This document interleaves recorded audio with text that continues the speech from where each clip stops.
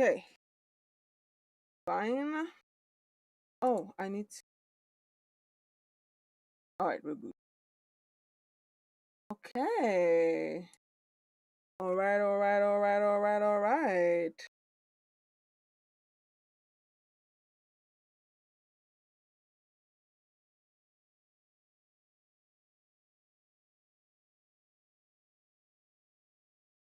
Like this. Or in business.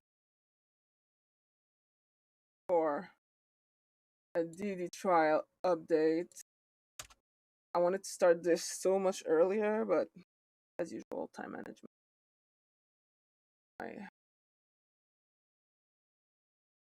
But I digress. Let's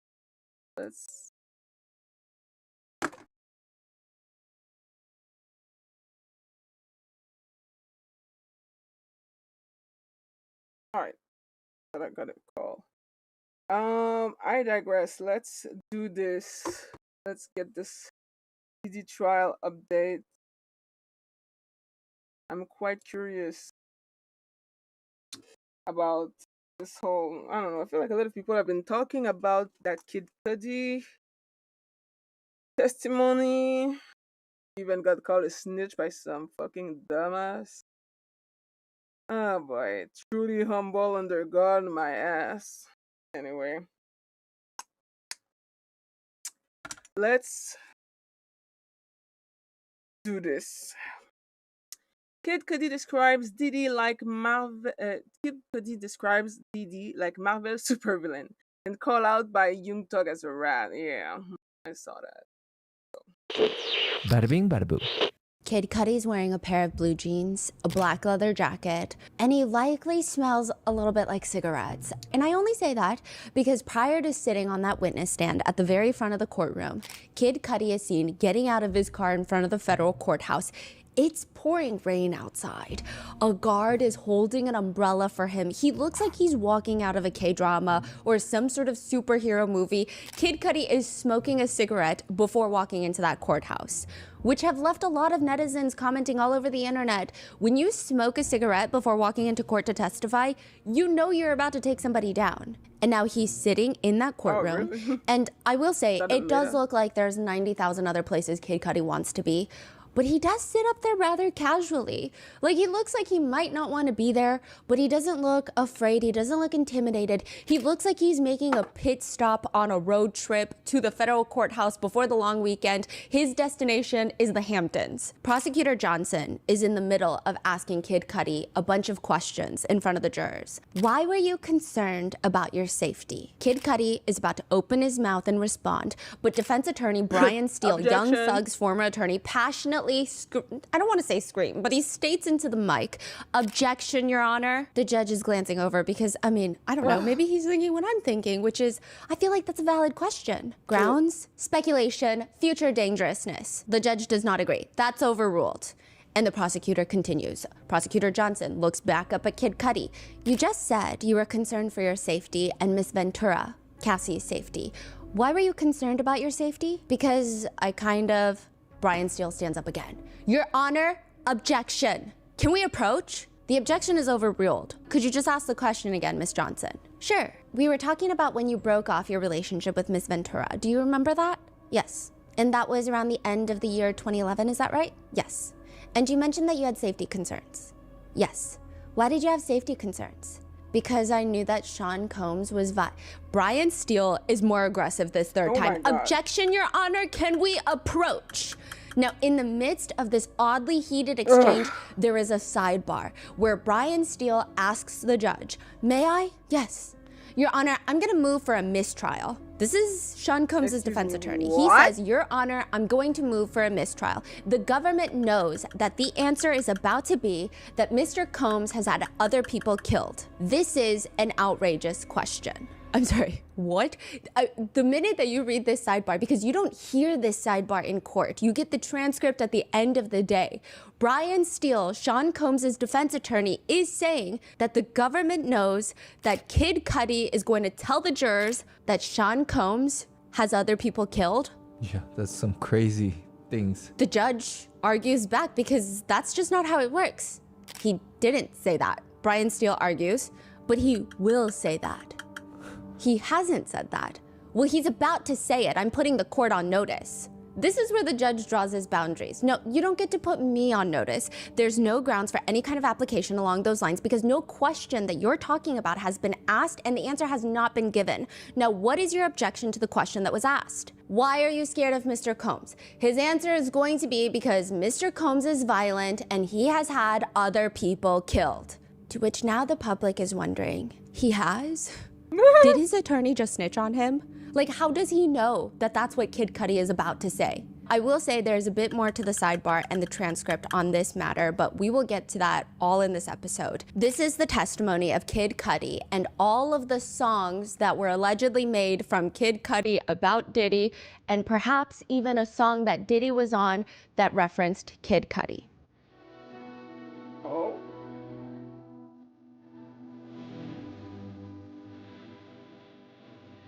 I like Kid Cudi. I remember bumping to his song back when I was in high school. I know he's been in movies. He's an actor now. I'm just happy to see him being. We would like to thank today's sponsors who have made it possible for Rotten Mango to support Achievement Centers for Children. They're a nonprofit organization helping children and adults with disabilities achieve their greatest potentials. This episode's partnerships have also made it possible to support Rotten Mango's growing team, and we'd also like to thank you guys for your continued support. As always, full show notes are available at RottenMangoPodcast.com. A few disclaimers before we get started. There are mentions of physical assault, kidnapping, firearms. Many of the quotes and statements included have been shortened and condensed for brevity. To cover ourselves legally, you know the drill. Sean Combs is presumed innocent until proven guilty beyond a reasonable doubt. The burden of proof is the responsibility of the government, and all of the crimes that he has been charged with are alleged. So please do your own research. Any descriptions and observations, because there's no cameras allowed in the federal courthouse, any descriptions, observations were seen by myself or two of my other researchers that are present in the main courtroom. They should still not be used as definitive sources for determining how you feel about one party or another. So with that being said, let's get started. It's Kid Cudi Day. The courtroom is back to being packed. So I'm just gonna give you guys an idea. I will say the first week when the trial really kicked off with opening statements and then obviously Cassie Ventura testifying, everybody was honestly shoving to get inside the main courtroom. It was kind of crazy. They only allow a certain number of people from the press and public in. And I'm talking full-grown adults. I'm like, I just saw you on TV giving me the morning news before I got here, and now we're like 2 seconds away from a cafeteria food fight, from elbowing each other to get inside. That was the first week. And then things started dying down, and now, the day that everybody knows Kid Cudi is coming to testify, it is back to being fully jam-packed. Officer Riz, he's the officer that runs the courtroom.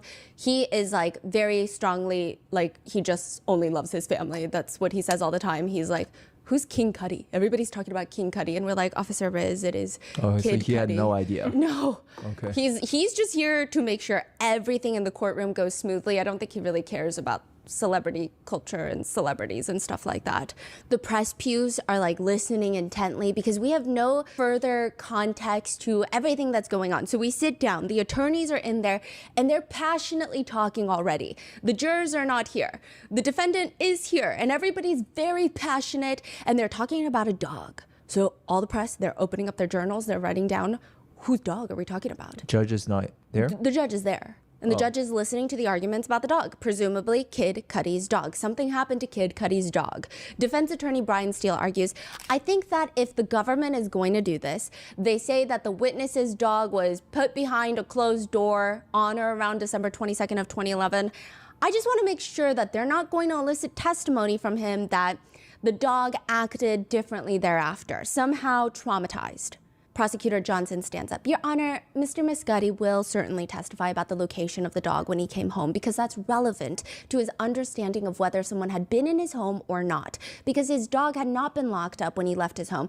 I do think his observations about his dog after are relevant to the effects of this break-in on him. The judge ponders for 0.2 seconds. He thinks on like 20 times speed, I think. The judge does say he is not going to testify about what the dog thought. The prosecutor's like, he's not going to testify about what the dog thought. Certainly not. He is not a dog psychic. The press start giggling. The judge clarifies.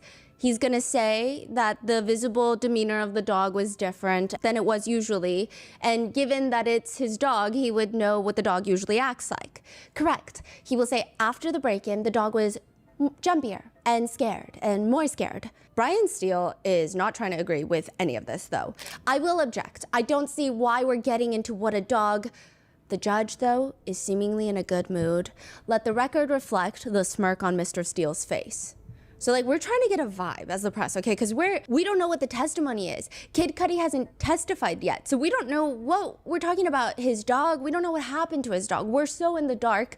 But Brian Steele is smirking. The judge seems to be in good spirits. We just go with the flow, honestly. We just, like, when it seems like we should be giggling, we try to giggle. I think that's the vibe. But Brian Steele says, I can't imagine that this is something that should come into this trial. It's afterwards, day 2 after the event. The next year, the dog was never the same. The dog urinated on the floor. Why do we need all of that? Now we traumatize the dog. That's really what the government is doing here. There are some dog lovers potentially on the jury. The judge says, I agree. This is a very serious issue. And he cracks a little smile. And then the press are like, that's our cue to laugh. It was kind of cute. It was kind of funny, I guess, because we don't know the context of anything that's going on. These are just very serious, high-paid, high-powered attorneys talking about a dog and dog psychics. The judge asks, Ms. Johnson, I think there is a fair point. What are we talking about here? Is he going to say that when he got home and he opened the door, he noticed that the dog was acting differently? Or is he going to even now, my dog acts differently?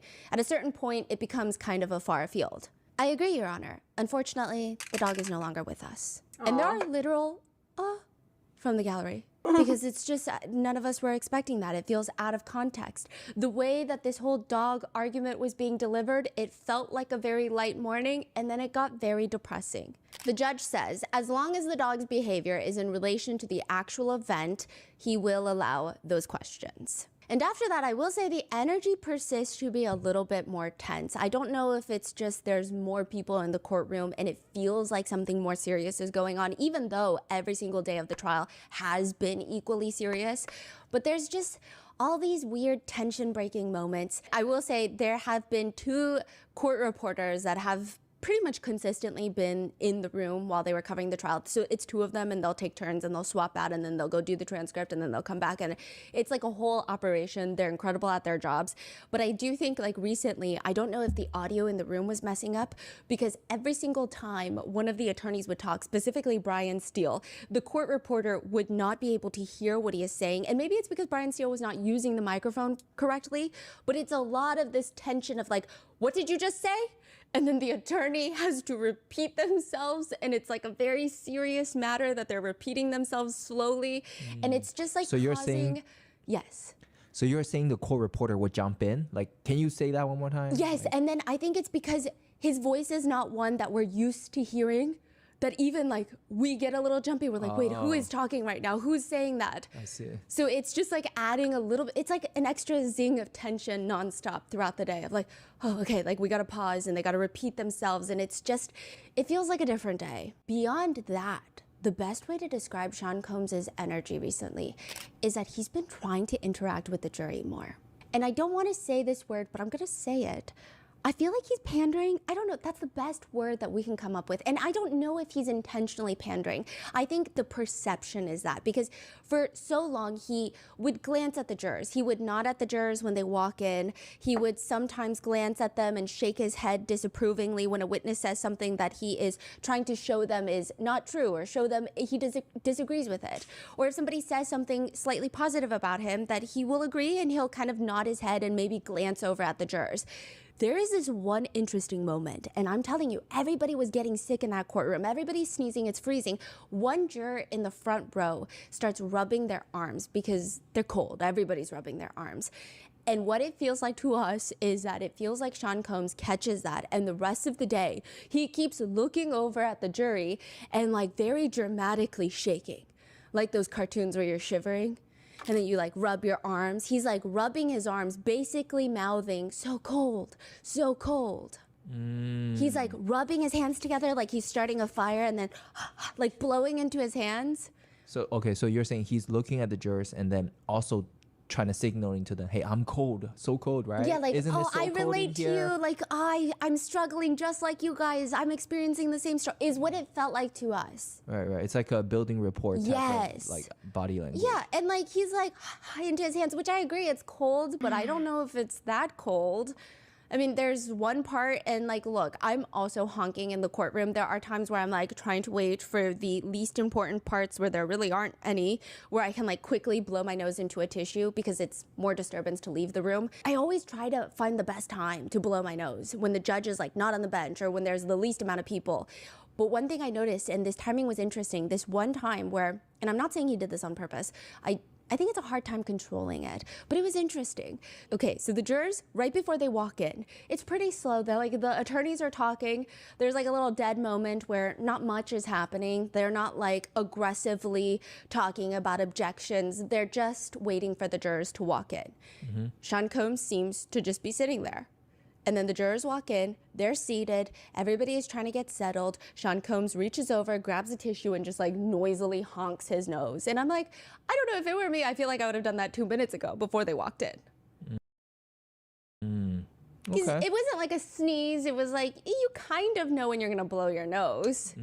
So it was just very interesting. It felt like in conjunction, in addition to all the shivering and the rubbing his arms dramatically, it just felt like maybe he's just building rapport with jurors. And do I blame him for that? Probably not, because I'm sure a lot of defendants try to do that. But nevertheless, with Kid Cudi testifying, netizens are starting to dig deep into the Kid Cudi lore right now. They are psychoanalyzing all of Kid Cudi's songs, trying to see if any of them were written about Diddy. One Kid Cudi song is called Burn Baby Burn, and the lyrics read, "Burn baby burn, truthfully and noted, I'm back, so please no more speculation about that. I'm back, they think I'm living life paranoid. Mother that man. They got me twisted. They don't know that boy. I'm just getting busy killing it. I just want to watch it burn, baby, burn." That song was released in 2023. So these are like netizen speculations before Kid Cudi is testifying. So I think the minute that people found out he's testifying on what day, the day before, the internet is like, let's try to dig up anything we can find. Because so far, all we know is Cassie's civil lawsuit stated that Sean Combs allegedly tried to blow up Kid Cudi's Porsche, threw a Molotov cocktail in there. And then Cassie testified, and she briefly also kind of mentioned it, but it didn't go in depth. And now people are like, okay, now that we know a general timeline, let's go through his music catalog. Another one is Dennis hooked me up with some of that whiskey. It was released the same year his car was set on fire, a few months after, actually, like 2 months later. The lyrics read, "They really want me dead. Hate, not my fault, I'm intriguing. Here I go with my second wind. You already know I'm going in. I've been waiting to on you." Now, side note, screenshots show, old screenshots allegedly show that he tweeted around this time when he released this song, "Do you guys want to know whose girl found me intriguing?" Wow. And then he deleted it, and allegedly he said that he was hacked. Even Kid Cudi's 2013, so this is a year after his car blows up, his 2013 album called Indica, the album cover is just an explosion that's framed. It's like the red flames of an explosion with the parental advisory in the corner. And netizens are now wondering, is that about Diddy allegedly trying to blow up his car because of Cassie? And everybody's confused. Are these songs about his car being set on fire? Which, side note, nobody even knew up until like a few years ago. I mean, how did they keep this under wraps for so long? That's what some netizens are wondering. And I think a lot of the reason that netizens have taken it upon themselves to search into Kid Cudi's lyrics is he's pretty well known for his artistry. People will say that you can clearly see what type of era in life he is in by his music. His creative process feels a lot more raw versus manufactured, like this sequence of lyrics will go TikTok viral, which nothing's wrong with that. But generally speaking, his lyrics are known to have a much deeper meaning. In March of 2012, so just 2 months after his car was allegedly set on fire, Kid Cudi tweets, "I hope they understand that I really understand that they don't understand." But again, nobody at the time even knew that his car had been set on fire. Nobody knew that any of this was happening. I was lurking on some gossip blogs from the 2012 time period, and I did see one post from 2012. This is from April of 2012, 3 months after his car was set on fire. This is a random gossip blog that reads, Kid Cudi about to die. Sources close to the rapper are alleging that he definitely slept with bad boy artist and Diddy love interest Cassie and is now living in fear for his life. Everyone kept it hush-hush in the industry, but the rumors were bound to come out eventually. News of the betrayal has been spreading like wildfire. The good news for Cassie is while Diddy is allegedly very upset initially, the affair seems to have brought Diddy and Cassie closer. So now I'm like, what is happening? And there is a rumor from this same gossip thread that Diddy's song from March 5th, 2012, again, just a few months after the car fire, is, well, it's not actually his song, but it's Red Cafe's song, which is an artist signed with Bad Boy. And he, French Montana, and 2 Chainz were featured on it. That song has Kid Cudi by name. The lyrics for Diddy's verse read, sorry ass out here looking funny, so I'm in my own world, spaced out, Kid Cudi. Hold the up, R.I.P. Huddy. Side note. Spaced out like Cudi? Yeah, so I think it seems like he's trying to take a reference at the fact that Kid Cudi is not as involved in the Hollywood life. He kind of does his own thing. I see. He likes to make his music. He has a lot of famous friends. Like some of his closest friends are like Timothée Chalamet, Pete Davidson, but it seems like he keeps to himself. He kind of has his own little world. So it's like a somewhat of a dig. Yeah. And then he says R.I.P. Huddy. Now, Huddy is apparently a friend of Diddy's that passed away. So people are just digging all of this up in 2012 and then now in 2025.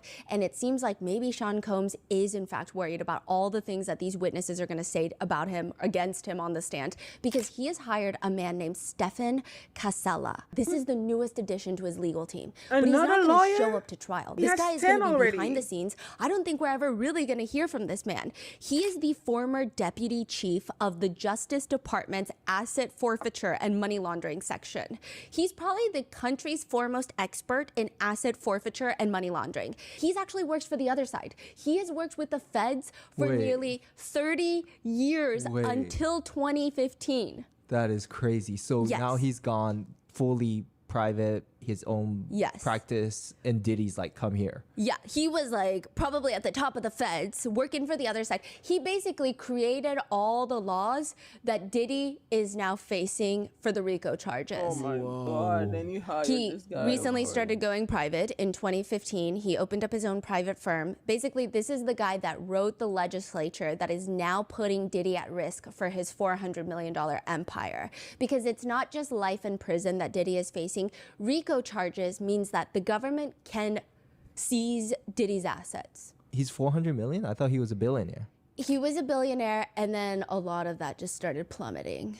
Like his business assets? Yeah, because a lot of it was his tequila and alcohol brand interests that he had. Right. And now he's being hired by Diddy. Stephen Casella is being hired by Diddy to make sure that he does not lose whatever money he has. Now, to give you an idea of how influential this man is, he has a monthly reader, like a money laundering and forfeiture digest publication. 80 of the 90 U.S. attorney offices read the publication every single month. This is the thing with RICO charge. If he's convicted of that RICO charge, his assets, if the government can prove that it was used to commit a crime, they can seize it. Well, of course it was used to commit a crime. So it's not just life in prison. He's like, he could lose all of his money. So essentially, if he's convicted, and let's say an assault takes place at a recording studio, that means not only could the studio be forfeited as an asset to the government, but the recording company that paid for said studio could also be up for forfeiture. Basically, the prosecutors, if they get a guilty verdict, they're going to go after $400 million, and they're incentivized to. That includes his residences, like his $61 million LA mansion that he's been putting on the market for the past, I don't know, a year. Multiple mansions in Miami worth tens of millions of dollars. There's at least one painting that we know of, which is a $21.1 million painting by Kerry James Marshall. He has a private jet, an entire car dealership worth of luxury cars. That's all going to be up for grabs. The government's going to want that. If he's convicted, as long as the government can establish a clear connection between each asset and the alleged criminal enterprise, it's the government's money. Wow. That's why he's hired Casella. So now I'm curious, what is Casella going to do? His main thing is he has a very sophisticated asset tracing analysis.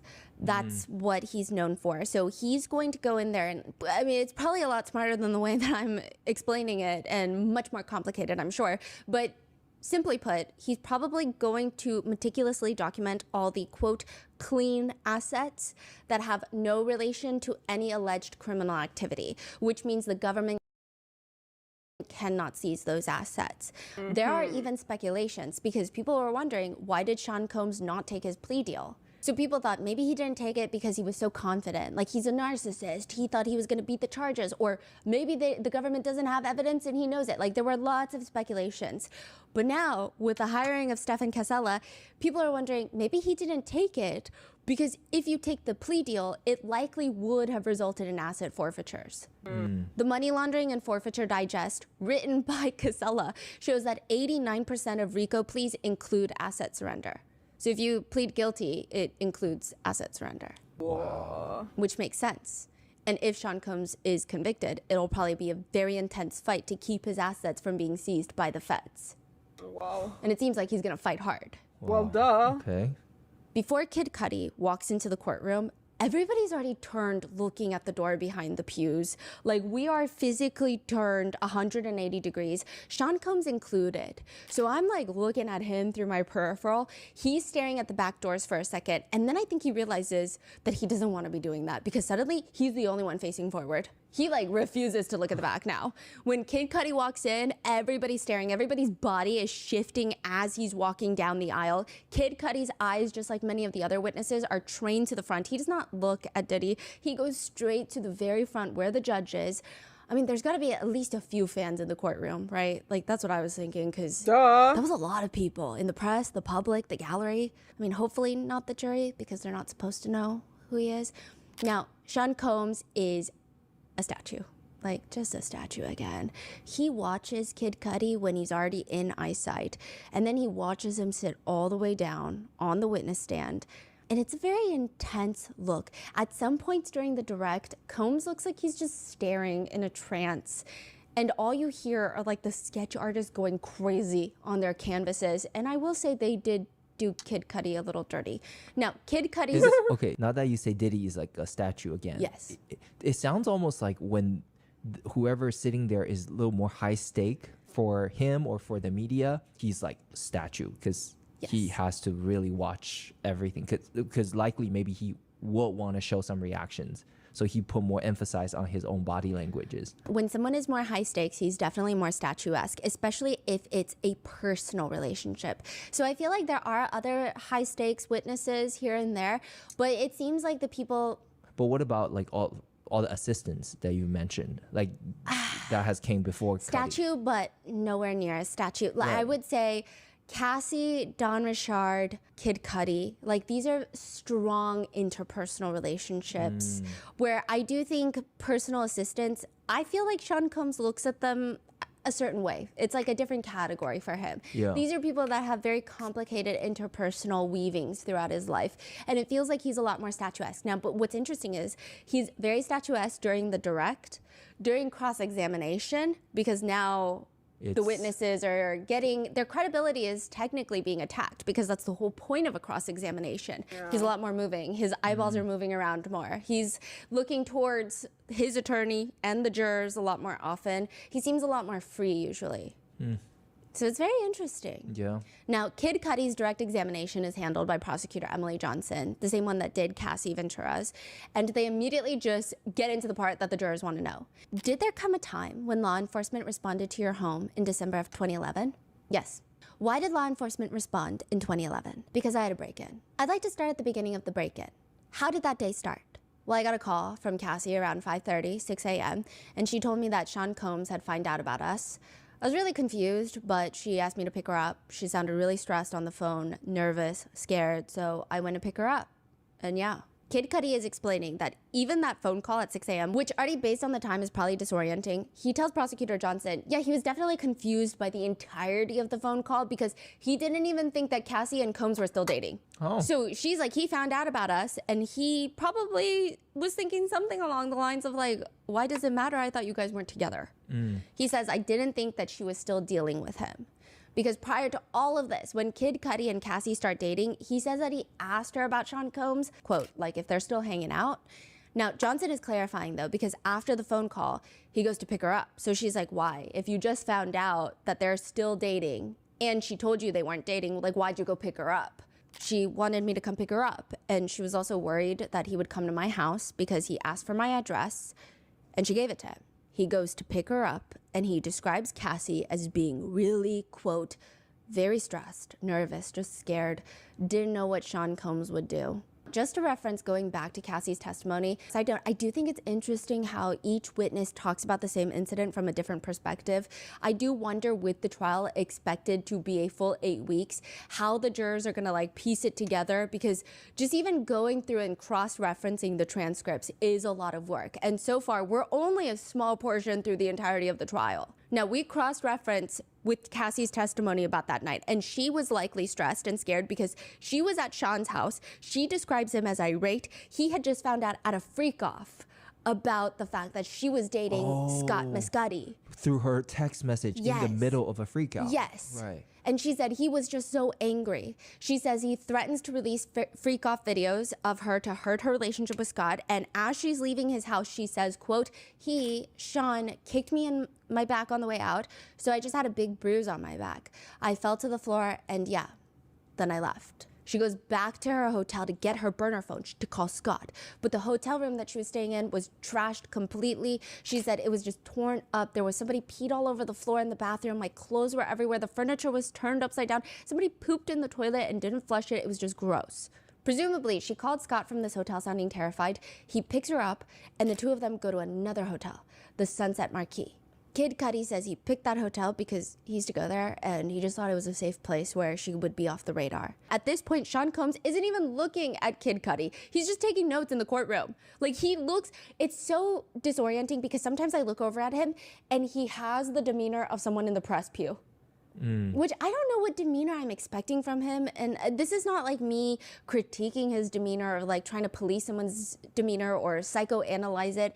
It just always throws me off sometimes because he'll have his glasses on and he just looks like a member of the press. Just like, let me write down my notes. Because I don't get that feeling from the attorneys next to him.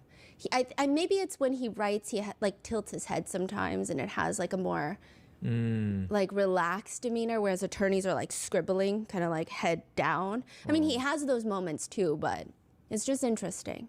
Now they get to the hotel, and the only person that they really speak to aside from hotel staff is a woman named Capricorn Clark. And you have to remember this woman because in a day or two, there's going to be an episode on her. And it was probably the most interesting testimony. A lot happens in that testimony, but she's the one that accuses Sean Combs of kidnapping her by gunpoint. So we'll get into that in the next episode, but this is where things kind of get tricky. Kid Cudi describes Capricorn Clark as being Cassie's close friend. So there must be a very strong friendship element there, or at least perceived to be, right? But Kid Cudi even says she hung out with me and Cassie a lot. However, Capricorn Clark is also Sean Combs' former assistant and now the director for his clothing brand, Sean John, the global director. Right. Meaning she is ultimately on Diddy's payroll. So now at the hotel, they're on the phone with Capricorn Clark, and Kid Cudi says he hears Capricorn's voice over the phone.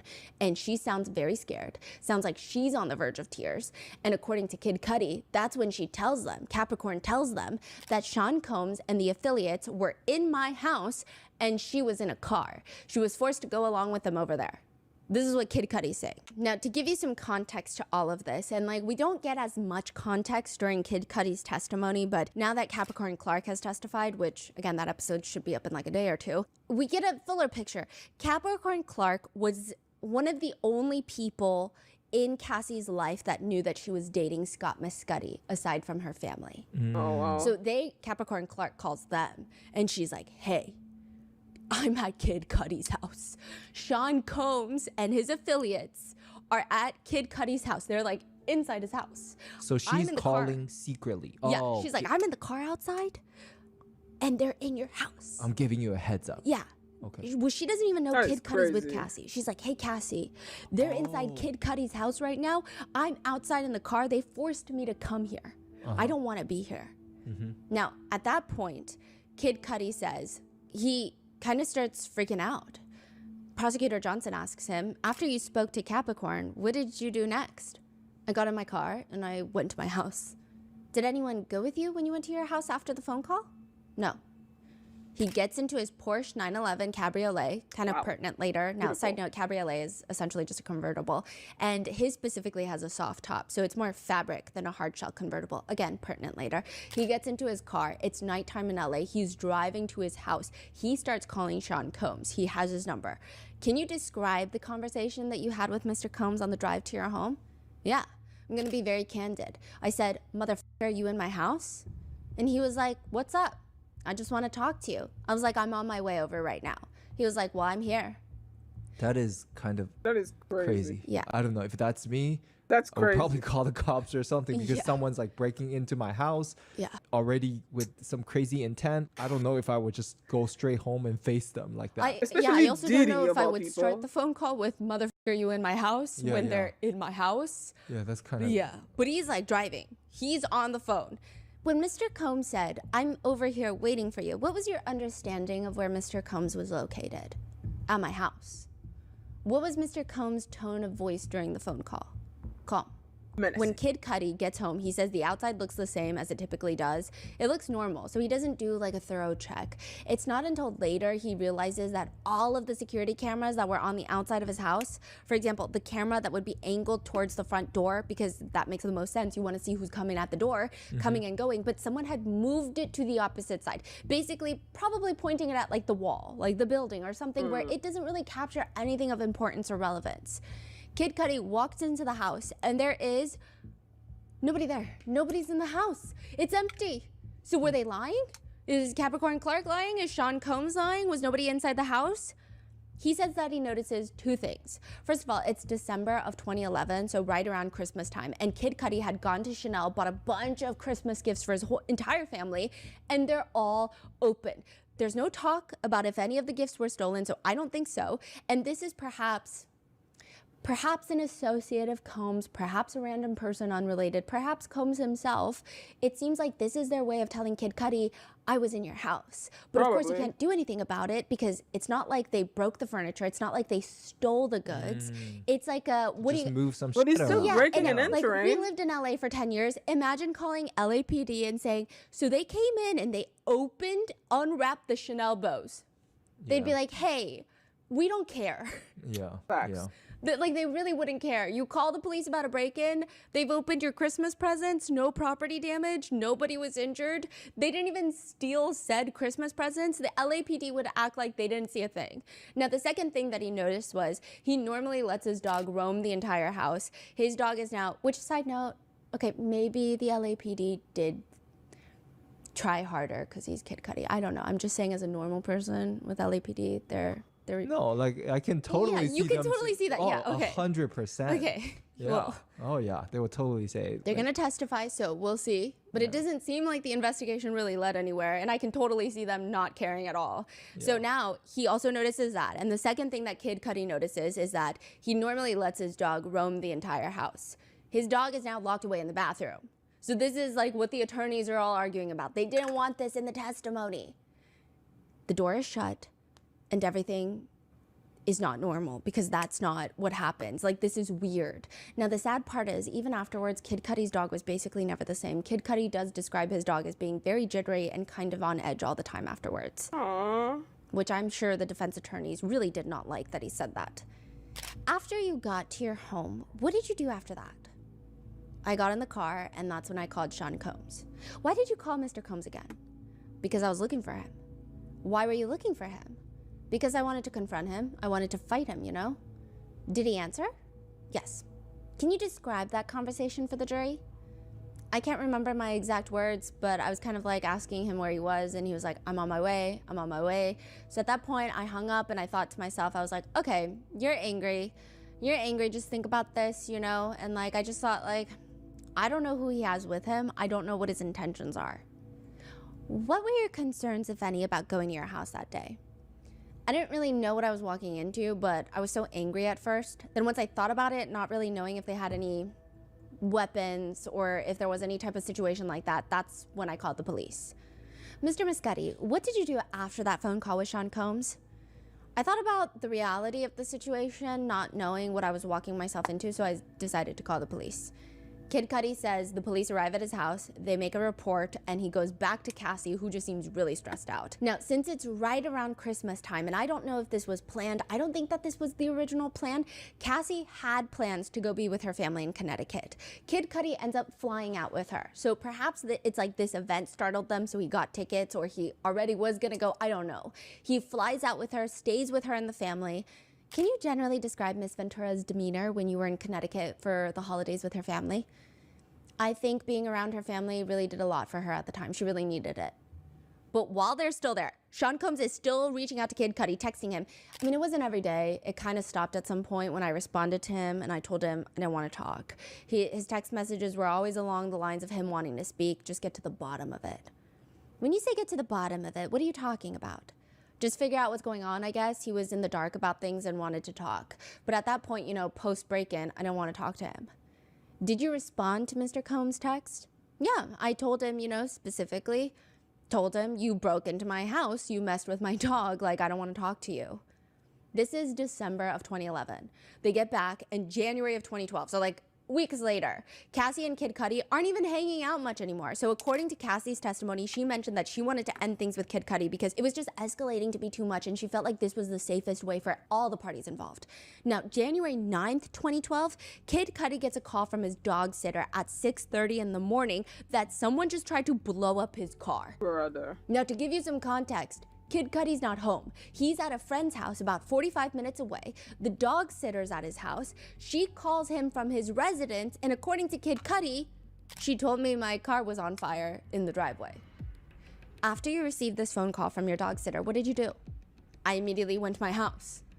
Pictures of his car are admitted to evidence, and it looks like someone sliced open the top of his soft top convertible, threw in a Molotov cocktail. Visually, there's charring on the driver's seat, there's smoke damage on the door, there's charring on the roof. Some say visually the car doesn't look that messed up, but it was bad enough that the car was totaled. It was not salvageable. Mr. Muscati, what's a Molotov cocktail to your understanding? It's, would you say, an explosive or something like that? I guess it's a bottle with some type of inflammatory liquid inside and a cloth that you light on fire and it ignites. Yeah, something like Kid that. Cudi says that he actually saw the Molotov cocktail when he got home and it was just kind of burnt up. What was your reaction to your car being set on fire? He leans into the mic. What the fuck? Objection. Objection Overruled. for what? Oh my God. Kid Cudi goes on to testify that the last time that he saw Cassie Ventura was a few days after his car was lit on fire at the Soho House in LA, which Cassie also confirmed in her testimony, and it's going to be the three of them meeting, Sean Combs, Kid Cudi, and Cassie. Kid Cudi says, I reached out to Sean Combs after my car caught on fire and, you know, finally told him that we needed to meet up to talk, you know. He had been wanting to talk to me, so after the fire, I was like, this is getting out of hand. I need to talk to him. Why was it Mr. Combs you reached out to after the fire? Because I knew he had something to do with it. Objection. Objection is sustained. The jury should disregard the witness's last answer. Please. Can you describe what happened when you arrived at the Soho House? Yeah, I walked in and I met with D-Rock, Combs' security guard. He was escorting me into one of the meeting rooms in Soho House. And then I got into the meeting room and it was like one wall was all window and Sean Combs was standing there staring out the window with his hands behind his back like a Marvel supervillain.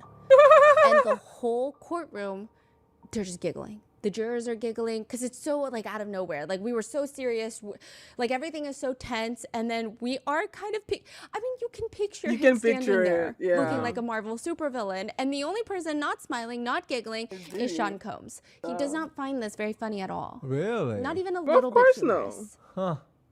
Yeah, it was just me and him in the room, no security, nobody. What happened when it was just you and Mr. Combs in the room at the Soho House? We discussed, you know, pretty much the whole story about how me and Cassie first started to date, to what it was to how it ended. And his whole point was, you know, we were homies. You know, that was my girl. I let him know that, you know, she told me that they were broken up and I took her word for it. Yeah. What was Mr. Combs' demeanor during the meeting? Very calm. He kept offering me water.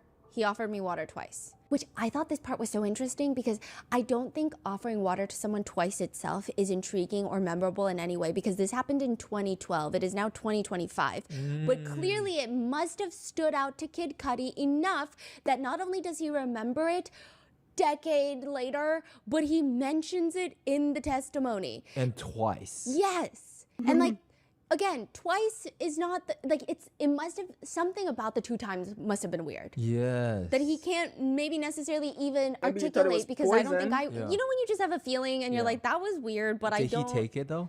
I don't think so. I don't think so. Right. I wouldn't. So he must remember that, like, you give me the water, I'm not drinking that. I am not drinking that. Or like maybe he just kept saying, you look thirsty, drink some water. And you're like, I'm not thirsty, but like, that's weird that you would even keep asking me if I want water when we're already talking and I'm not staying for a long time. I don't know. Or it's weird. You think like even the way that he's trying to blow up his car, it's a crazy threat, right? Yes. He's coming after him. So, allegedly blew up his car. Oh, well, yeah, he claims, yes. But he showed up. Allegedly, He still showed up with Diddy. Yes. Did he say that if he's nervous, he's scared? Because that's a really brave move, like going directly to Diddy. He didn't say any of that. He just said they needed to figure it out because it's escalating too much. It's getting out of hand. I also wonder if it's like, you know, in the industry, you can't really, I guess, I don't know. It's like going into your enemy's Back then, you couldn't home say no base. to Diddy. Yeah. What was your reaction to his demeanor? It was very off-putting. It was weird that he was so calm. Eventually, Cassie walks in and Kid Cudi says he was kind of upset to find out that she was going back to Sean. Can you describe how the meeting with Mr. Combs ended at Soho House? Yeah, we stood up, shook hands, and as I was shaking his hand, I said, what are you gonna do about my car? I made sure to ask him right when our hands were clasped together where he couldn't run away and I could look him square in his eyes. And he looked right back at me with a very cold stare and said, I don't know what you're talking about. I said, okay. Took my hand from his and he said, wait, I thought we were cool. Is there a problem? I was like, you said you didn't burn my car, right? You said, that's your word. He said, yeah. I was like, that's it. A few years later, Kid Cudi mentions he runs back into Sean Combs at the Soho House. He was with his daughter and he pulled me to the side and basically apologized for everything. He said, and I quote, man, I just want to apologize for everything and all that bullshit. After I got the apology, I kind of found peace with it because I thought, you know, that was the last thing I was expecting to get from him. Now, side note about this Soho House incident, Combs' defense attorneys didn't even want it to be included in front of the jurors in the testimony. They argue that there's no evidence that proves that Sean Combs was behind the break-in in the house or the car incident. Those investigations have led to nothing. They haven't led back to Sean Combs. When Of course they would won't attorneys lead back to argue Sean this? Combs. It's Right? like he would have Before done the that testimony. himself. Before Cudi walked in. So before and after, and I think it's still Could've a sent point of someone. contention. Oh. Yeah, they're like still trying to file a motion to get it struck from the record. Now, Sean Combs they're saying there's nothing to prove that he was behind any of this. So that essentially, they don't want Kid Cudi to say out loud to the jurors on the stand that he met up with Sean Combs at Soho House a few days later after his car was lit on fire because he thought Sean Combs did it. The prosecutors are arguing, well, that's what Kid Cudi thought. He's not saying, oh, I know he did it, or I was told he did it, or he did 100%. He's saying, I went to this meeting with Sean Combs because I thought he did it. That was my thought, my brain. This whole debate between the attorneys is very intense. I mean, the judge is trying to clarify, like, how would you explain why he was going to the meeting in the first place? Like, he's asking the defense attorneys, how do you connect the dots without explaining what the reason was to have the meeting? Exactly. Like, he's saying that's the connecting piece. The jurors are going to be like, okay, that's so random. Like, why are you suddenly going to a meeting with Sean Combs then? A few days after your car explosion. The defense attorney is like, how would you explain why he was doing the meeting in the first place? How do you connect the dots without, I mean, yeah, even though he had nothing to do with it. I mean, just leave it at that. Brian Steele is like, just leave it at that. The car blew up, and then he goes to a meeting with Sean Combs. And the judge is confused. The judge says, is he just like a person who could figure it out, like sleuth it out? He's like, is he like a little detective? Like Sean Combs? Yeah, like why is he meeting with Sean Combs after his car blew up? Yeah. Because it's not like they're friends, and the whole press, they're giggling because, again, like the logic is not logically, and it's just becoming silly. Yeah. So it is in the testimony. It was said in front of the jurors. But after Kid Cudi's testimony, which we're going to get into the cross, there has been a lot of social media discourse. And a few that I find very interesting and very notable are the comments made by Young Thug, famously one of Brian Steele's clients. Sir? He goes onto Twitter same day, very quickly tweets and then deletes, "Damn, Cudi a rat, LOL." He very instantly deletes that tweet because likely that started a whole conversation, a pretty heated debate about Young Thug's own case, which, side note, there is no evidence at all that he cooperated with prosecutors, but he did take a plea deal. So some people are saying all people who take a plea deal are snitches. Others are arguing that the only reason that Young Thug got away with his case, quote, got away, is because it wasn't handled by the feds, but rather the state. So they were like, please shut up while you're lucky. That's what the netizens are saying. I'm not saying any of that. I have said nothing. Others are debating what qualifies as a rat. Some argue, well, no, because Kid Cudi only called the police later, and then he never told the police Sean Combs did it. Yeah. So he's not a rat. Right, okay. But then some people are saying, well, the fact that he's testifying right now is a rat. And then others are arguing, yeah, well, this is exactly what we mean by Sean Combs was protected by the industry for decades, because the minute that someone speaks out from the industry, you're like, you're a rat? Yeah, that's crazy. Another musician that has spoken out against Kid Cudi is Kanye West, which, I mean, I have not really been following all of the atrocious things that have been going on in Kanye's life and the things that he's been saying, but there are lots of connections here. Mainly Kanye West's rather unhinged, outspoken support of Sean Combs. If you guys do want us to do a deep dive on it, we can try to do one. Kanye even recorded a phone call that he had with Sean Combs while Sean was in jail, and basically Sean is telling him, quote, "Shit's wicked, wicked, wicked. When I get out there, I want to see you fucking tear down the stadiums." Right. Okay, wait. Who is at my door?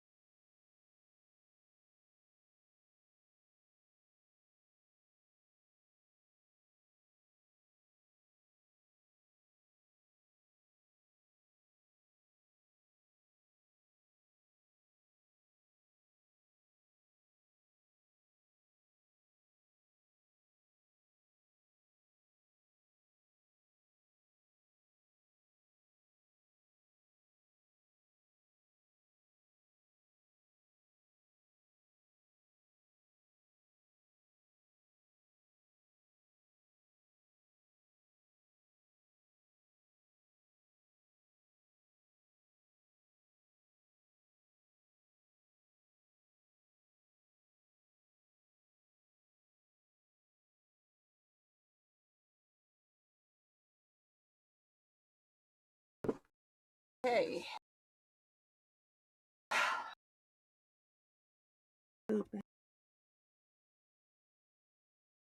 Let's go. I need to see you back on that stage. I be dreaming of that.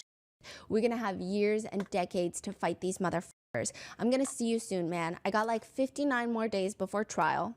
This is 2 months before trial. Wow. So I'll definitely be touching in to tap into your energy or something. Give me some fucking life. This shit is fucking sad. Puff Daddy in jail. Fucking sad as a motherfucker. The devil is a liar. Yeah, man, it's wicked, wicked, wicked. So you be careful. We're gonna have years and decades to fight these motherfuckers. This shit is sad. Puff Daddy in jail. This shit is fucking sad as a motherfucker. The devil is a liar. That is crazy. Yeah. And Kanye posted that phone call? Yeah. And it does not seem like Sean Combs knew that he was being recorded. Yeah. Now, Kanye has since tweeted and deleted, quote, "I wish Cudi hadn't testified against Puff. We need not to be locked in white systems. Praying for Puff and his family, praying for Puff Daddy and the family." Wow. So Kanye really supports Diddy. Yeah. Side note, Kanye and Kid Cudi, they were actually closely allied. Oh. Now, I feel like people who are a lot more musically inclined than I am can probably provide a lot more That doesn't insight. count, but from though. what we Everybody can tell, loves Kanye Kanye and at some Kid point. Cudi have had a very interesting relationship. Kid Cudi was briefly signed under Kanye's music label, which is not so obviously labeled the good music label. And Kanye even went on to call Kid Cudi, quote, "the most influential artist of the past 10 years. But then randomly, Cudi announces that he's leaving Good Music. Ultimately, it does seem somewhat cordial. Cudi explains, Kanye and I were talking to each other on the phone, and you know, these are things that I've been wanting to talk to him about, me starting my own direction, and he got it because, you know, he's trying to start his new path and try new things as an artist, and he was just like, man, I feel you as an artist. It's cool, whatever. This is just from a business standpoint. There's no beef. There's no problems with anybody on the label. It's all love. But the two end up having a very contentious falling out because Kim Kardashian, Kanye West divorce. Kim Kardashian starts dating Pete Davidson. Kid Cudi remains close friends with Pete Davidson because he was already friends with him. He does not cut Pete Davidson out of his life, and Kanye is upset. To which Kid Cudi even addresses Kanye publicly, saying, "I'm not one of your kids. I'm not Kim. It doesn't matter if I'm friends with Pete or not friends with Pete. None of this it had anything to do with me. If you can't be a grown man and deal with the fact that you lost your woman, like, what do you want me to do? That's not my fucking problem. You need to own up to your shit like every man in this life has. I've lost women too, and I've had to own up to it. I don't need that in my life. I don't need it." Because at this point, Kanye was doing his thing where he's like tweeting and Instagram storying, like, just bullshit, right? Now, another focus is a lot of netizens have been using Kid Cudi's cross-examination to start a new round of discourse about whether or not Cassie is a victim. I think that discourse is likely kicked off by Brian Steele's cross-examination. I do think that when it comes to cross-examinations, originally, I do think that regardless of like if one thinks certain elements and like twisting of the words, because I do think that cross-examinations are all twisting the witness's words, and it's unfair, and every witness walks away like, what the hell was that, probably, right?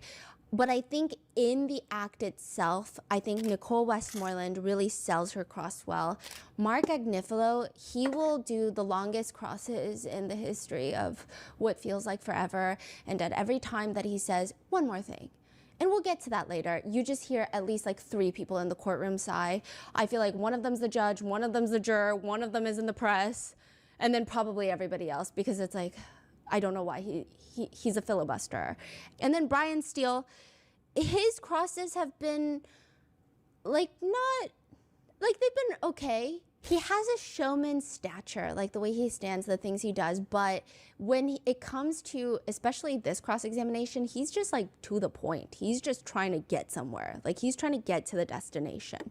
So he goes up there and he's got this manila folder filled with Post-it notes, and he's got this very clean-cut, authoritative seriousness about him, and he starts off, I want to ask you some questions about your Porsche, okay? Yes. So if you remember, it's January of 2022. Does that sound right? Kid Cudi is like 2012, which is an honest mistake, right? But it's very interesting because I'm like, did he do this on purpose? Brian Steele looks directly up at Kid Cudi, almost in a way where I feel like I would have been thrown off. And he goes, "What I say?" "You said 2022. I apologize, 2012. Like, I don't know if saying the wrong year was intentional, likely not, but like his confrontation right from the get-go, I think would have thrown me off. Like the "what I say," it was like very intense. I remember being like, "What I say?" And it was kind of in like a Southern accent, but it didn't come off hostile. It came off like very authoritative. It was just like, "What I say? Answer the question." "Oh, okay, my bad." So it was just a little weird. I don't think Kid Cudi was thrown off, but if it were me, I think I would have been. It just feels intense. Now, the main focus of the cross-examination is that there's no witness putting Sean Combs or any of his associates near Kid Cudi's house or car the day that his car was lit on fire. And, quote, "You and Ms. Ventura had been talking every day for about a year." Is that true? For the most part. And that's why it was surprising to you, or I think your word today before the honorable court and the jury, you were confused, very confused, to hear that she was dating Sean Combs while dating you, right? Basically trying to tell the jurors that Cassie is cheating. Kid Cudi responds, "Yes. Ms. Ventura was not frank with you, true?" "True. She played you." Those are your words, Okay, right? Relax. "Yes. When she played you, she was convincing about that, right? You had no clue." "No clue." "You were with her a lot, right?" "Uh-huh. True?" "Yes." He also points out that Combs was the one that actually asked Kid Cudi to help Cassie with her music, basically portraying Sean Combs was cheated on by Cassie after he tried to help her by introducing her to Kid Cudi, who is objectively a much larger musician than she is. It seems like that's the point that they're trying to make during the cross. When Sean Combs was with you at one event after one of your concerts in 2011, he actually asked you if you would do him a favor and do a song with Miss Ventura. Is that true? Do you remember that? Vaguely, yeah. You graciously agreed, right? Right. You were in a studio doing your art with Miss Ventura. Is that true? Yes. And that's how you guys really became close, right? We were cool before. And this didn't hurt your relationship, right? It was nice. You enjoyed the time with her, true? Yeah, it was. We were truly just friends at the time. Mr. Combs wasn't around you and Miss Ventura when you were with her, right? No. You two were locked in. You two were focused on each other. You had a great relationship is my point. Is that true? Yes. And you did things like you exercised together, right? What? Exercised together. Kid Cudi looks genuinely confused. Like, it was so random. I have a sneaking suspicion that the defense is trying to draw insinuations for the jurors that exercising as a couple, you think of more inappropriate things because it was so random. But later with Capricorn Clark, it kind of makes a little bit more sense. Just keep it in mind. But it was so weird. Like, what do you mean? Yeah, you went hiking together. No, I don't remember going hiking. Now, a few more questions are asked. And we're going to get to this later. A sidebar is called, and there's so many sidebars during this entire testimony. And each time, Sean Combs is fully bent to the left, like 90-degree angle, like at his hip. He looks like he's about to snap in half because there are live notes on the sidebars as well. Because the sidebars are included in the transcript unless they're sealed, which means that they have these monitors. They have these giant monitors on all of the court tables for the defense, the government, like the people that work in the court, and you can see every spoken word in real time. It's like a live feed of all the words. A lot of the attorneys, they will just stare at the screen during a witness testimony because they're mainly like reading the words that are being said. Now, he's just reading the live feed in front of Brian's seat, which is on the left of him. Brian's in the little sidebar. I mean, he hasn't been this intense since Cassie's testimony. He's like breaking his back to read the live feed of the sidebars. When the attorneys get back from the sidebar, Kid Cudi is the first to talk. Oh, which side note, before they come back, there is this one moment where Combs does this thing where he looks in the general direction of the jurors, okay? He lifts his shoulders up, brings them back down like a big sigh, like, and he starts shaking his head. Like, can you believe this? Can you guys believe what's going on, right? Like, that was the vibe we got. It was very, like, a little theatrical, kind of like, that's the vibe. They get back from the sidebar, and Kid Cudi is saying, "Mr. Steele, I just want to," the judge stops him. "You can't say anything. Mr. Steele is going to ask you a question, and you can answer. I just want to clarify something from earlier. You're going to have a chance on redirect." Okay, cool. Brian Steele asks Kid Cudi, though, "Do you want to clarify something?" Yeah. I don't think the date was 2011 when Sean Combs asked me to do a song with Cassie. I think it was 2010. Thank you. Now, by the time of December 22nd of 2011, that's when your house, remember when you talked to the ladies and gentlemen of the jury about the break-in? Yes. I want to talk to you about some of that, okay?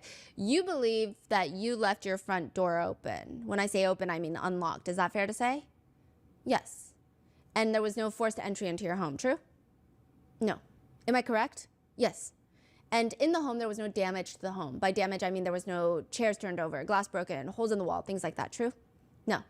The only thing, I'm not belittling it, but the only things that were displayed differently is that there were some Christmas presents that were unwrapped, right? Yes. And your dog was behind the door. Right. Locked in the bathroom, basically. Yeah. And no other disturbances there, right? No. Brian Steele brings up that after the break-in, Kid Cudi calls Combs and he's calm. And Mr. Combs, he's calm, right, when you call him? Yes. He didn't curse at you, did he? No. He didn't threaten you, Why right? is that relevant? No. He just said, we need to talk, basically, right? Yeah. Later, after you got home, you called Mr. Combs again because he's not at your house, right? Right. And he answers the phone, true? Yes. Again, he's calm. Yes. And he tells you, I'm coming to your house, something to that effect, right? Yeah. There's no mention of a firearm, right? No. No one threatened you with a firearm, right? No. You came to meet him and you had no belief that he had a firearm. No one. Miss Capricorn Clark didn't tell you that, right? At that point, I really didn't know. Maybe he would. I couldn't call it. Let's do it this way. Miss Capricorn Clark didn't tell you that, right? You know, no, but I took it. She didn't tell you that he was armed with a firearm, right? No. If it's not true, just say it's not true. You were in love with Miss Ventura, right? Wait, so he's asked like 20 questions about how this wasn't a scary situation, correct? Yeah, he's basically like, not to belittle it, but like, why are you scared? Also, how do you know it's Mr. Combs? He was calm. Like, are we all dumb? I want him to go home, walk home one day, opens his door, and all his gift is open, and his dog is locked. Thank you. That's it. But I feel like sometimes that's creepier. That's creepy. Exactly. Yeah. That's absolutely Like, that's worse literally a because now threat. you don't know what else happened. If someone just steals some stuff. And he said he was at his remember the question house. you said we were talking about back in the days? What would someone do in your house? Oh, yes. If someone can just do one thing in your house that will keep you up at night, Yes. what would that be? Someone will be like, I would just move a couch to the other Yes. side. That It's would like, keep you up at night. because you didn't steal anything, you didn't Yes. break anything. What was the motive? Yes. What does this couch mean? What does unopening the Christmas presents mean? Yes. Like, it's so much worse. Yeah. What do you Psychological read? warfare. And then you confront this person, they're not mad. They are calm. Yeah. That's like 10 times more Yeah. scary. But- what is so hard to understand about that? Brian Steele is like, no, It's this chill. is nothing. It's Okay. not as big of a deal. And you were in love with Miss Ventura, right? Yeah.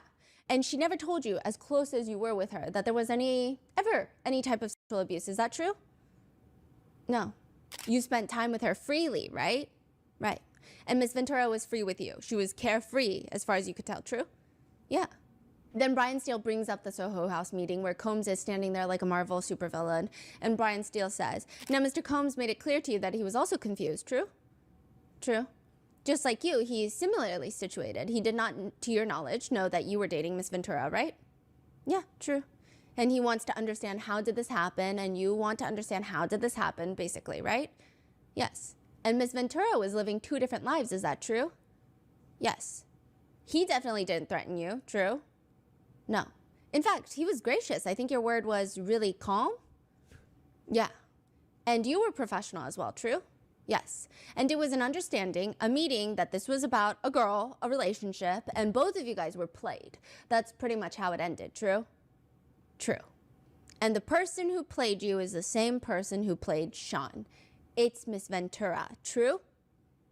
Oh, True. I hate the way they're framing this. Which is a crazy question to ask, but it was answered. And it was not like The worst objection, moment, Your though, Honor. That's of the crazy. cross-examination is Brian Steele asks if Kid Cudi and Cassie Ventura were sexually intimate during their romance. Kid Cudi looks taken aback on the stand. He looks confused. He doesn't respond. But before he can even get a chance to respond, there is a very swift, very intense objection, because Brian Steele is not allowed to ask that question. There is a very passionate sidebar. Brian Steele tries to defend his questions. I believe that it was discussed on direct, and I'm exploring their relationship. What is there to explore? What's the relevance of the question? That they were intimate. Prosecutor Johnson is not having it. I'm watching them in the sidebar. I've never seen her this animated in my entire life. She looks so passionate. She's going in that sidebar, and I know she's fighting, okay? I mean, she's normally has a very calm, outwardly demeanor. She is like fired up. Your Honor, that is a direct violation of Rule 412. So basically, that is the rape shield law. There's two parts to it. First, Rule 412, it prohibits evidence that proves a victim in a case was engaged in any other intimate behavior. AKA, you can't be like, hey, you're accusing this person of SA? Well, guess what? Let me pull up every time that you've ever done anything sexual with anybody else in your life. Let me pull up a whole history, a catalog. Hey, it's because it's just shame. It makes the jurors feel like perhaps if she did all those things, maybe she did this thing too. And that's crazy. So it's an anti-slut shaming rule. I like that. We need to use more. Bars evidence to prove a victim's predisposition to certain intimate relationships, meaning their general attitude towards intimacy, their desires, their inclinations. AKA, you can't be like, well, you're always going to bars and doing one-night stands with strangers, so maybe you did that with my client. Like, you can't do those things. It's basically to make sure that the victims are not on trial, that they're not dragged through the mud and shamed to hell and back, because I mean, I think even with this rule, SA trials, I mean, even this trial, even with the rule in place, a lot of trials become about victims' morality more than the actual SA charge itself. That is so interesting that there is such a law. The fact that there's such a law and it's the not only even reason respected. that we know so much about the freak-offs and even text messages and all of the intimate relations that Cassie and Sean Combs have had is when it comes to the defendant, it's usually admissible because you know, we have to... Or, you know, the male escorts, because it's all part of the sex trafficking. It's related to that. But anything outside of that should not be. Prosecutor Johnson argues that this is a direct violation of Rule 412, which the judge agrees. And the judge asks Brian Steele, what other relevance to this does any of this line of questioning have? Like, what does it matter? All right, I note the objection. No, I'm asking you a question. What is the answer? Judge? Yeah. I think it matters that there has been testimony from Ms. Ventura that she is being suffocated. These are my words by Mr. Combs, and she is spending all her time doing unconsensual sex, yet she is having intimate relations with this gentleman, and it's all calm and consensual. That's really where I'm going. The judge states if that's the relevance, then the objection is sustained, aka don't ask these questions. Yeah, that's exactly the reason why this law exists. Exactly. Now, the thing is, Brian Steele likely knew that he's breaking the rule, and he did it on purpose because what's said cannot be unheard. Unring the bell. You can tell the jurors, strike that from the record. Jurors, disregard that question. But it's already been said. They've already seen Kid Cudi's kind of confused, taken aback response, and it's already, it's in their head now. Yeah, which also... So what? Like, what does that even mean? Anything? What does that even change? Right? Well, I thought, okay. People love to slut shame women. Because I was talking about it with my researchers, and they were like, we were all thinking, maybe it's a good thing because she didn't do freak-offs with Kid Cudi. So, like, if anything, it shows, like, there is a difference in the pattern in which she might choose to have intimate relations, which is not the way that it is done in the freak-offs. You know, so I guess there was like that point, but then people, you know, it's like, it's so back and forth of like, does this hurt the case? Does this kind of help the case? We don't know. I guess it really depends on each of the jurors. Now, after Scott Muscati is off the stand, I have never seen, I mean, that's the majority of also, the direct. That's his real name. Yes, Scott Muscati, and he is off the stand. I have never seen Judge Arun this mad during the entirety of the trial. He is pretty infuriated. The jurors are no longer in the courtroom, and Maureen Comey brings up the 412 issue. Prosecutor Comey says, all of us at the government table were frankly shocked at counsel asking the question that he asked about sexual activity with another person. I do not think Your Honor's ruling from the bench could have been clear about the bounds of Rule 412. Apparently, we need to make them even clearer. The rule itself is crystal clear that any evidence of any victim's sexual activity outside of the charged conduct must be noticed, and the victim must have a right to be heard, and the victim must have a right to be heard in a sealed proceeding. It is frankly outrageous that this question was asked in open court without notice to us, notice to the court, or notice to the victim. And so I would ask that the boundaries be made crystal clear from this point on, that that question should not even be asked without raising the issue in the first instance. Well, I agree with you on that, the judge says. 1, the line was crystal clear. And 2, that line was crossed. Mr. Steele, I mean, you knew what you were doing when you did it, and you still did it anyway, and that is unacceptable. If there's any application for further relief, I'll hear it from the government. In this instance, we should not have to run into this issue, and that first question was out of bounds. So is it going to happen again? Brian Steele stands up. No. The prosecutor Comey states, our only request is that the question and answer be struck from the record. Otherwise, at this time, we are not asking for further relief, but we do want to make it very clear that any questions like that are totally out of bounds. So there's no like consequences for damage is done and that's it, right? Well, there's nothing. They say, just tell him, don't do that. Are you going to do that? No, you're not. Okay. Yeah. I mean, I wonder if the government could, because he was saying further applications from the government, he's open to hearing it. But I don't think this is a situation where, I don't know what the government could do. I don't know if they want to do that. That is crazy. So the judge literally say, you knew what you were doing. And the way he was saying it was firm. Like, everyone in the courtroom was like, we were scared. That is a strategy that they're doing, which It is dirty. is. You're literally crossing lines. It's dirty. Oh, it's been kind of dirty in the They've sense been of, dirty. there was a makeup artist that testified, and like a lot of these testimonies, a lot of them kind of go over the same things that we've already gone over, and I'm going to try to group them in ways that make sense. And I just didn't feel like this was as pertinent as some of the other testimonies. But Mila Morales, she is a makeup artist for Cassie, who testified and said that she saw bruising on Cassie while she was doing her makeup. What's crazy is the defense tried to admit pictures of Cassie, like half naked photos for album covers, because Mila Morales did her makeup in it.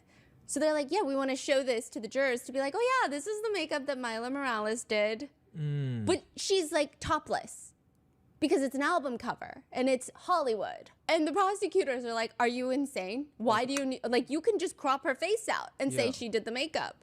And the defense were just like, well, this is like literally just part of the work. So that was another whole, was it another situation with was judge involved? Yeah, so the judge was involved, and they're like taking away pictures. Like some pictures were admitted that were not super sexual and like topless and stuff. But did they put all the picture up for the jurors? No, they were debating it without the jurors present. They tried to put it on there. They tried to put it on, and the government object to a bunch of them because they're like, she's literally topless in one of them. Wow. And you're trying to say, oh, I'm just showing this to the jury to show them that this is the makeup look that the witness did on Cassie. For the way to dehumanize her. I think like even in the courtroom when the defense were trying to argue their points, it was like, you could just feel a lot of people wincing because it's like, we know what you're trying to do. And that's interesting because like you would think the court is about justice and the truth. Meanwhile, a lot of these are subconscious. You're trying to say, hey, look at this woman dressed this way. Therefore, it has nothing to do with the case. Worthy of respect. It was kind of dirty. Especially the pictures. I think it was kind of, a lot of people felt ick about it. Yeah.